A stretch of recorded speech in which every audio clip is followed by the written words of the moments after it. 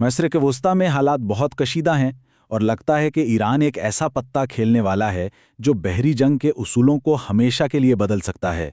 एक ऐसा surprise box जो दुनिया की बड़ी बड़ी बहरी ताकतों के लिए एक बहुत बड़ा खतरा बन सकता है।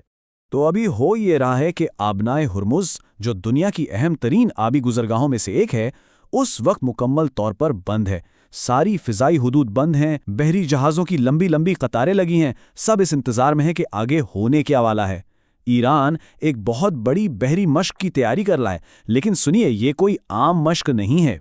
लेकिन सबसे बड़ा सवाल तो यही है कि आखिर इस सरप्राइज बॉक्स में है क्या।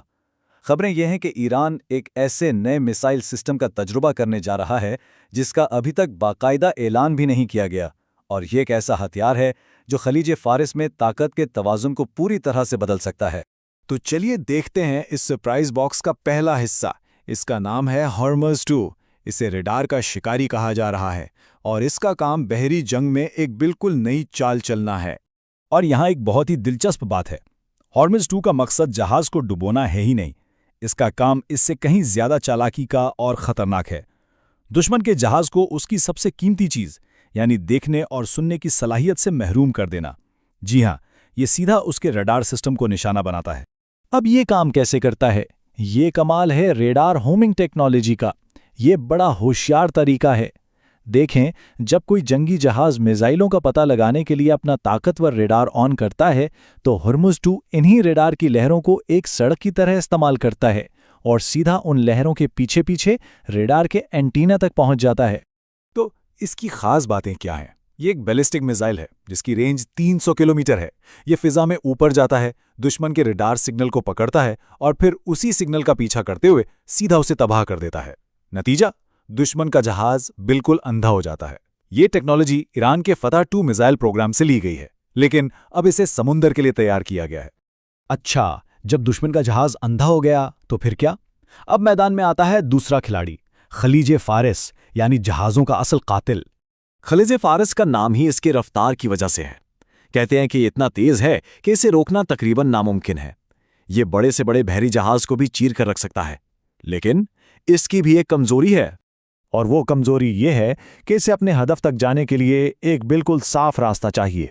अगर बीच में कोई इलेक्ट्रॉनिक दिफाई निज़ाम या जैमिंग आ जाए तो ये अपने रास्ते से भटक सकता है। और यहीं पर हॉर्मज़ 2 की असल कहानी शुरू होती है। तो अब आप समझ गए होंगे, ये 2 अलग अलग हथियार नहीं हैं बल्कि एक जानलेवा जोड़ी है, एक ऐसी हिकमत अमली जिसे मियाँ बीवी का निज़ाम भी कहा जा रहा है।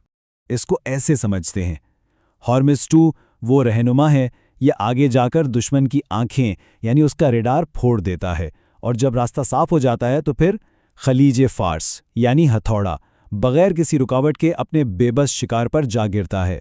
जरा तसव्वुर करें कि हमला कैसे होगा। अमरीकी जंगी जहाज अपना रेडार ऑन करता है, हॉर्मज़ 2 फौरन इस सिग्नल को पकड़ता है और सीधा रेडार को तबाह कर देता है। अब वो जहाज बिल्कुल अंधा है। उसके बाद खलीज फारस को लॉन्च किया जाता है, जिसके लिए अब एक खुला मैदान है, कोई रोकने वाला नहीं। यानी सीधा सीधा 2 कदमों का खेल है। पहले हदफ की आंखें और कान छीन लो, और फिर जब वो पूरी तरह कमजोर और बेबस हो जाए तो आखिरी फैसलाकुन ज़र्ब लगा दो। अब सोचिए, अगर ये टेक्नोलॉजी वाकई काम कर गई तो इसके असरात कितने गहरे होंगे। ये सिर्फ एक नया हथियार नहीं होगा, बल्कि एक ऐसा निज़ाम होगा जो बहरी जंग का पूरा खेल ही बदल कर रख देगा। और इस निज़ाम के निशाने पर कौन है? अमरीकी बहरिया के सबसे कीमती असासे अब्राहम लिंकन और नए जेरल्ड आर फोर्ड क्लास के तैयारा बरदार जहाज।